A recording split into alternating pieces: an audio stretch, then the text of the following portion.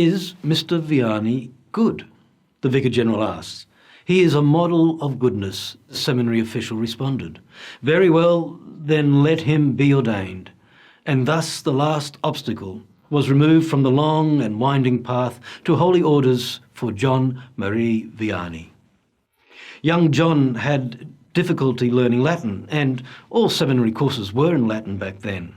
He had difficulty, in fact, learning anything because he had only received a very primitive primary education. His father needed John's rough hands on the plough to work the soil of the family farm. Education was a luxury, and poor families had no such luxuries. Schooling was for others.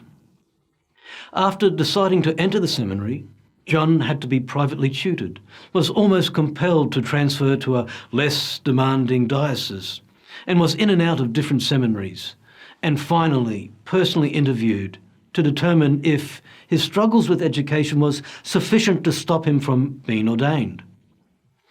A person hears a call, but it's the church that has to respond yes or no.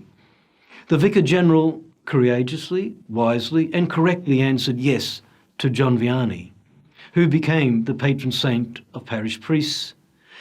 He was ordained in 1815.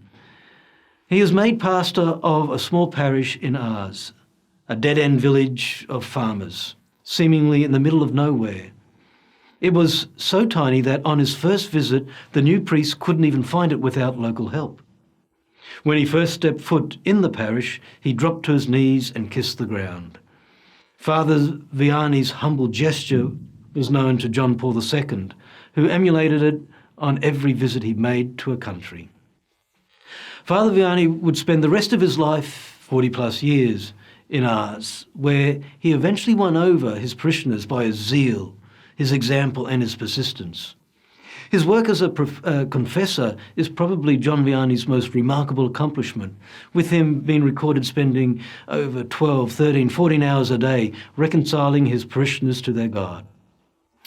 In 1929, Pius XI named him patron of parish priests.